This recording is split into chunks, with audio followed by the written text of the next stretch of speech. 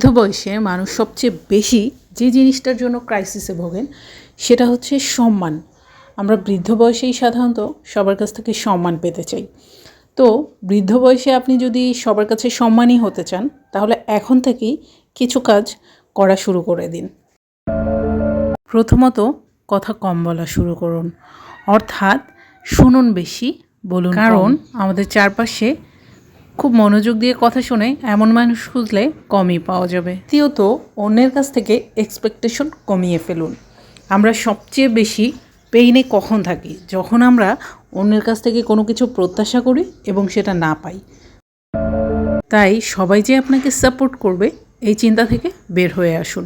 কিছু কিছু জায়গায় নিষ্ক্রিয় থাকুন, অর্থাৎ আপনার সামনে যা ঘটছে, যা দেখছেন সেগুলো হয়তো আপনার পছন্দ না এবং আপনি খুব রেগে রিয়্যাক্ট করছেন।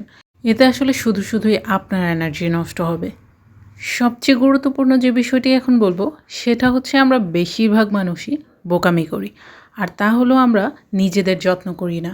আমরা আমাদেরকে সুন্দর দেখানোর জন্য নিজেদের জন্য একটুও সময় বের করি না।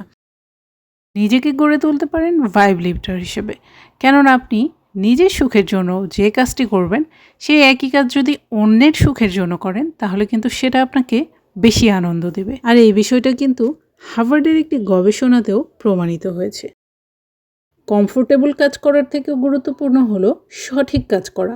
কারণ এমন অনেক কাজ আছে যেগুলো আমাদেরকে আনন্দ দেয়, কিন্তু সেগুলো আসলে সঠিক কাজ কিনা তা কিন্তু নিশ্চিত করে বলা যায় না।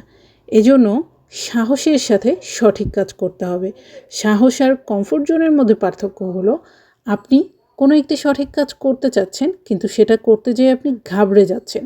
তো আপনি যখন ফিল করবেন যে এই কাজটা আসলে সবাই করবে না বা সবাই করতে চাইবে না, আপনার জন্য অনেক রিস্কি, আপনার জন্য অনেক কঠিন, কিন্তু কাজটা সঠিক কাজ, খারাপ কাজ না, ভালো কাজ।